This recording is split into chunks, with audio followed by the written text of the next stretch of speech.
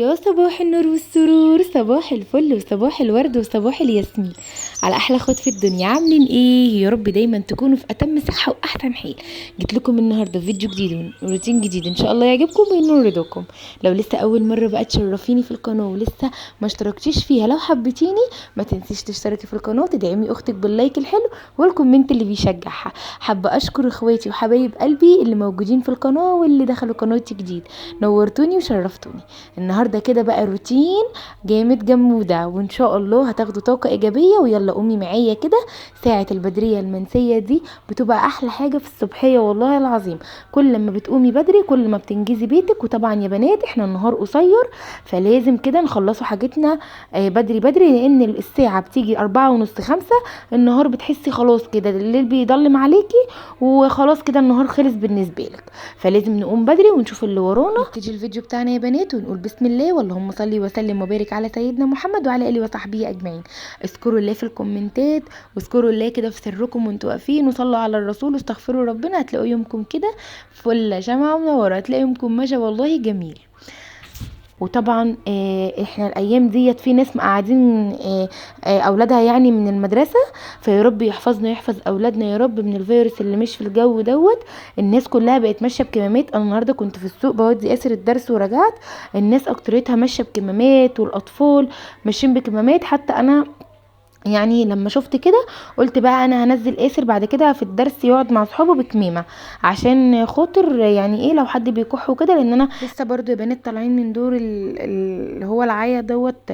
اعزكم الله. كنت بقى انا وولادي كان عندنا دور فظيع، وهم الحمد لله يعني المضادات وكده والعلاج برضو انا لغايه دلوقتي ماشيه على علاجات. برضو الدكتور قال لي ما توقفهاش خالص. طبعا الليمون اهم حاجه، الليمون. والدكتوره هو اللي قايل لي كده ليمون برتقان سفندي خلي اللي هو الفيتامينات سي. حتى كاتب لي انا على فيتامين سي باخده بحطه كده زي فوار كده على كوبايه ميه وبشربه. ده عشان يقوي المناعه وكده.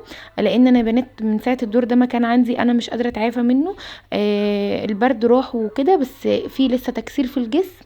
والضغط على طول واطي. يعني انا ضغطي امبارح قايساه كان يعني كان واطي جدا، كان 103 على 45. الدكتور استغرب قال لي ضغطك واطي، لو هتفضلي كده لغايه بكره لازم تروحي تعلقي محلول. فربنا يا رب يحفظكم ويحفظنا واياكم يا رب العالمين. تعالوا بقى النهارده كده اقول لكم يومي ماشي ازاي وعملت ايه وهنعمل ايه مع بعض. يومي طويل والروتين النهارده يعني انا مطوله لكم شويه عشان تتشجعوا معايا، واللي وراه حاجه كده يقوم يعملها. ويلا كده لو وراكي اي حاجه في بيتك ولسه ما عملتهاش قومي كده وانجزي اي حاجه، ان شاء الله يا رب تكون حاجه صغيره. المهم ان انت انجزتي حاجه في يومك النهارده. حتى لو معاكي بيبي، حتى يا رب يا رب كده يرزق كل مشتاق يا رب بالذريه الصالحه يا رب ويا رب كل حد نفسه في حاجه ربنا يحققها له. لو معاكي بيبي او معاكي اولادك وكده حاولي تلهيهم جنبك، حاولي تخليهم مثلا قاعدين جنبك في المطبخ. حط لهم العاب كده. انا عايزه اقول لكم ان المطبخ بتاعي الضرفه اللي هي بتاعه الالموتيل اللي تحت دي قسما بالله بتتركب في اليوم اكتر من 3 4 مرات، بسبب ان يونس بيخلعها يفتحها ويطلع كل البلاستيكات وكده. طبعا مين زيي؟ مين عنده زي كده؟ لو في بقى حد زيي يكتب لي في الكومنتات. المهم بقى عشان كده ما انقلبست قلابيس في الشتاء. طبعا بحاول على قد ما اقدر ان انا اخفف في اكلي الايام ديت. وبحاول ان انا مثلا اخد معلقه سكر واحده في اليوم او معلقتين. لان انا لما جيت اتكلمت وان انا اروح لدكتور دايت وكده، الدكتور يعني رحت لدكتور دايت وكده يعني بيعملوا زي عندنا حمله في الصيدليات وكده، بيجوا دكتور الدايت في الصيدليه. فانا لما رحت قال لي ما ينفعش دلوقتي تاخدي حاجه للدايت علاج، لان ممكن يعني ايه يا بنات يعني احنا بنتكلم عادي مع بعضنا. انا برضع ممكن يعني يعمل لي زي تنشيف لصدري، يعني ما ينفعش ان انا ارضع تاني. وطبعا انتوا عارفين ان يونس صغير، فما ينفعش ان انا افطمه دلوقتي، حرام هو عنده سنه. فحرام انا زي ما فطمت آسر على سنه و9 شهور، يعني قبل ما يعني ايه قبل السنتين بشهر حوالي، وساعات والله كنت برضعه برضه. ف يونس برضه هيبقى ان شاء الله زي آسر كده. فان شاء الله كده قلت اقلل في اكلي ونبدا كده دايت مع بعض. جبت حتى دقيق قمح كامل، قلت يعني شفت طريقه عيش على النت قلت هبقى اعملها معاكم على القناه، عيش اللي هو الدايت. وهبقى اعمل زي ما كنت بعمل وانا بنوته. يعني كنت بعمل اللي هو الصيام المتقطع، وكنت بعمل اللي هو الرجيم اللي هو باكل كل حاجه بس بكميات قليله. يعني ما كنتش ببهوأ قوي، وما كنتش باكل يعني باكل اللي هو بهوأ او كده، لا كنت باكل كل حاجه بس بكميات قليله عشان برضو احافظ على وزني واحافظ على جسمي. انا من ساعه ما ولدت يونس وانا مش عارفه بقى ايه اللي حصل لي، ايه التغيير اللي حصل لي ده، انا مش عارفه. مش يعني جسمي مش مليان قوي، بس انا متضايقه عشان برضو ما كنتش متخيله ان انا جسمي يبقى كده. فالمهم بقى ايه، قمت الصبح كده اخدت نص رغيف، الرغيف دوت يا بنات خفيف قوي، اللي هو العيش اللي هو عامل زي العيش اللبناني ده، خفيف.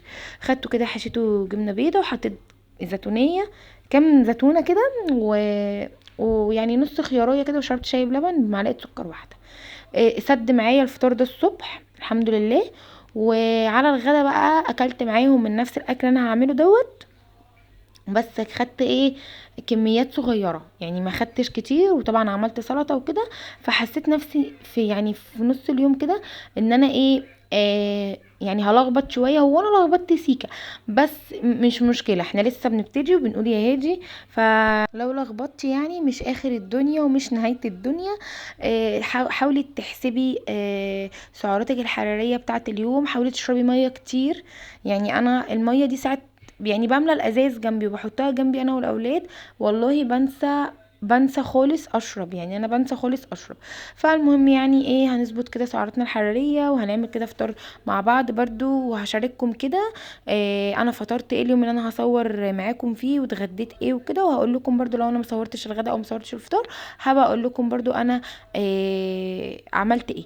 لو في حد حابب ان هو يبدا معايا ونشجع بعض، اكتبوا لي في الكومنتات، وان شاء الله حتى لو ما عملتش روتين ممكن انزل لكم مثلا 3 دقايق كده، اللي انا مثلا عملت اكل ايه بتاع الدايت، او كلت ايه، او ظبطت يومي ازاي، او مشيت ازاي، فاهمين؟ فانا برضو قلت ايه، اخد رايكم لو حد حابب يعني يبدا معايا الدايت. المهم بقى كده لما بقوم من النوم يا بنات بحس براحه نفسيه كده. اول ما بصحى من النوم الصبح باخد كوبايه ميه وبعمل فطور وافطر، وبعد كده بقى يا بنات بعمل اللي ورايا كله، زي ما غسلت المواعين كده، وخدت الرخامات معايا والبوتاجاز، نضفت المطبخ كده، عشان قلت بعد الغدا يا دوبك بس ايه اعمل بس السجاده بتاعه المطبخ اشيلها وكده. طلعت بقى مطرح ما فطرنا بره والاولاد فطروا، كنت عامله لهم كده سندوتشات جبنه برضو.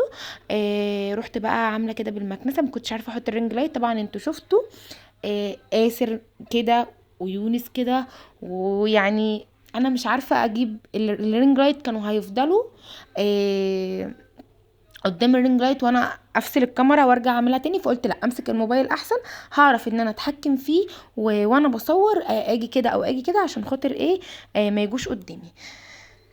بس فالمهم بقى ايه، قلت انضف الركنه كده، دخلت على الركنه. طبعا انتوا يعني بصوا، انا حطيت لنفسي كده قلت ربع ساعه للركنه، اقل كمان 10 دقايق كده اخلص الركنه فيهم. استغليت ان هم بيلعبوا، حطيت كده اللعب بره في وقت ما انا كنت بروق كده الركنه وبعمل بالشرشوبه في الركنه. فقلت بقى ايه اخلص كده 10 دقايق واخلص الركنه، عشان ادخل على حاجه على حاجه تاني. اي لعب بقى مرميه، اي لبس بقى شلته كده قبل ما افتح الكاميرا. ترابيزه الركنه كده، انتوا عارفين بصوا، ترابيزه الركنه دي عندي اقسم بالله وحياه ربنا يا بنات ما في حاجه بتقعد عليها، لو حطيت عليها ديكور زرعه اللي هي الكوشن اللي عليها اي حاجه بلاقيها بصوا انا خلصت معاكم الركنه دي، وكل حاجه كانت على الارض تاني، من على الركنه، الكنب، اي حاجه، الكوشنات كلها كانت على الارض وكده. انا يعني بصوا بروقها في اليوم 20,000 مرة والله. فالمهم بقى حطيت الرانر ده كده، انا عايزة ادهن الترابيزه دي. بصوا بنت، هي كانت لونها الاول خالص كانت ابيض، بس بعد كده بقى لقيتها ايه، بعد بقى ما يعني خدت هوا وخدت تراب وكده بقى الابيض بتاعها اصفر. فنزلتها الراجل بقى دهنها لي اسود، اتاري الاسود بتاعها اصلا بيقشر، مش اللي هو الدهن الكويس. فقشرت مني. لما جيت بقى نقلت الشقه هنا وكده لقيتها قشرت. جبت لها ورق اللي بيتلزق طبعا في عليه هو يعني حتى لو انتوا شايفينها برضو قشر من الولاد. رحت انا بقى جايبه اللي هي كان باقي عندي بوهيه من مطرح ما كنت بعمل الشقه وكده، دهنتها ابيض، بقت ابيض في اسود، بقى شكلها الصراحه مش حلو. فكلمت حد وكده قال لي نزلها لي انا هدهنها لك، وهرجع ادهنها ابيض تاني مش هدهنها اسود. فاكتبوا لي برده في الكومنتات اللون الابيض احسن ولا الاسود. مستنيه بقى رايكم في الكومنتات. بعد كده بقى جبت الشرشوبه كده وحطيت بقى كلور، وحطيت دوني كده على الارض، وقلت بقى اخد تلميعه كده الاماكن اللي هي ايه الفاضيه.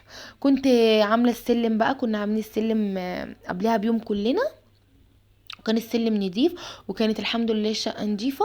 حتى لو انا مش بعمل معاكم روتين يا بنات، انا بعمل كل يوم الشقه بكنسها، لان انا على شارع، فمعرفش كميه التراب دي بتجيلي منين.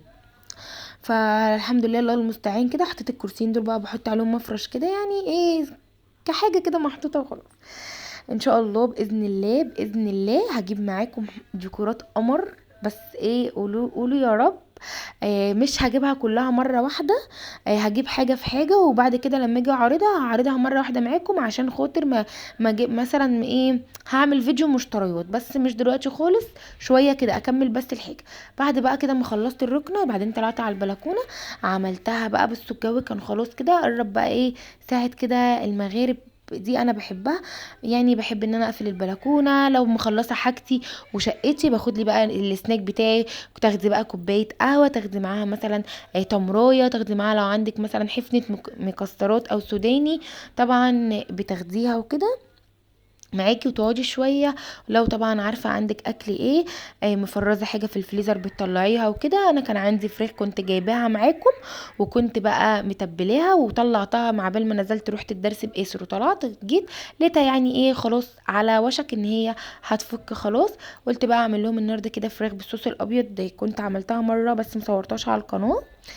طلع طعمها حلو قوي، وهم طلبوها مني النهارده ان انا اعملها. انا كنت هعمل الصراحه يعني بانيه كده، وقلت هعمل صينيه بطاطس كده ورز، يعني هقلي بانيه وهعمل صينيه بطاطس ورز. راحوا هم قالوا لي لا احنا عايزين، ياسر وبابا قالوا لي احنا عايزين الفراخ انت كنتش عاملاها قبل كده. بصوا يا بنات، الفراخ انا بشوحها لما بتبلها الاول بحط عليها دبس رمان، صويا صوص، زيت زيتون، بابريكا، توم باودر، بصل باودر، البهارات كلها بقى كده، من كل بهارات ربع معلقه. هتحطي بقى معلقه سمنه صغيره او زبده، وبعد بقى ما تحطيها كده يعني خليها تاخد الصدمه، وبعد كده بقى ما تقلبهاش، سيبيها بقى لما تاخد اللون كده وتطلعيها. وبعد كده بقى تحطي 3 معالق دقيق او 4، وزي الصوص البشاميل بالظبط، هو صوص بشاميل. بعد كده بقى تقلبيها، بس طبعا مع التتبيله دي مع الفراخ، وتسيبيها شويه في التتبيله بتاعتها اللي انا قلت لك عليها.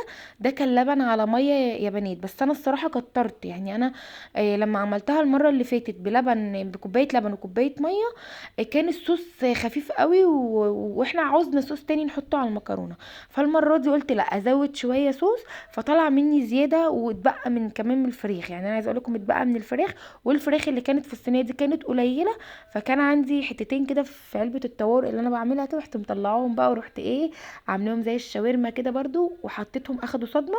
وبعد كده يا بنات آه بصوا بقى، انا هفضل اقلب لغايه ما الصوص بتاع البشاميل يتقل، وهوريكم بقى لما الاكل طلع من الفرن على طول، لان كان يونس طبعا شفتوا البتاع بتاع ازاي كان يونس وقف، ففضلت بقى ايه ماسكه. بصوا الاكل كان طعمه الحمد لله نعمه وفضل ومن عند ربنا. والنهارده كده قلت بقى اقضيها اي حاجه، انا بسجل لكم كده وقاعده قلت اقضي اي حاجه انها تعبانه، طالعه قايسه الضغط، والضغط واطي عليا قوي. قلت بقى اقلي جنب الاكل ده حبه بطاطس و... واعمل كده سلطه، بس زي ما انتم شايفين حطيت على رشه موتزاريلا من فوق، وبناخد بقى من الصوص دوت على المكرونه. والحمد لله. بعد كده بقى دخلت على المطبخ غسلت المواعين، وقلت بقى كانت ديت انا غسلتها مره واحده من ساعه ما فرشتها في المطبخ، قلت بقى خلاص كفايه عليها قوي كده. هاخدها اغسلها واحط بقى اللي هي السجاده بتاعه المطبخ اللي انا بحطها، اللي هي المشايه الطويله. كنت حاسه بقى لما عملت كده الارض بتاعه المطبخ والرخامات النهارده، ومسحت كده الحيطان بتاعه المطبخ اللي هي كانت ورا عند التربو كده، مسحتها مع نفسي، ومسحت كده الحيطان، حطيت يعني على المساحه حطيت فوطه ومسحت كده الحيطان. قلت بقى اخلصها دي مع نفسي واقول لكم في الفيديو انا عملت ايه. حسيت والله ان المطبخ فعلا بيبرق بجد، وكنت حاسه ان احنا في العيد. انا ما عنديش شفاط في المطبخ يا بنات، الشفاط في الشقه هنا. الدولاب بتاعي بتاع المطبخ عيب قافل على الشفاط، فما ركبت الشفاط بصراحه، يعني حطيت كده زي حته ابلكاش وحطيت الدولاب عليه عشان مفيش حاجه لا قدر الله تدخل لي ولا حاجه. فالحمد لله. هو الشباك ايه، انا مستكفيه بالشباك لان البوتاجاز كده كده تحت الشباك، بيبقى فيه دهون وكده وبيغلبني، بس الحمد لله. برضو في الشقه القديمه ما كانش برضو عندي شفاط. خلصت بقى المطبخ كده وايه مسحته مسحه حلوه بقى، وخدت من ورا البوتاجاز كمان يا بنات عايزه اقول لكم. بس والمطبخ كان معايا فله شمعة منورة. لو وصلتوا معايا لغاية هنا واستفدتوا معايا ولو بحاجة بسيطة من الفيديو، ما تنسوش تحطوا لاختكم اللايك والكومنت اللي بيشجعها، وتكتبوا لي في الكومنتات فل شمعة منورة وتشجعوا معايا. يلا وقوموا شوفوا اللي وراكم. اشوفكم بقى في فيديو جديد وروتين جديد. مع الف سلامة، مع السلامة، توحشوني.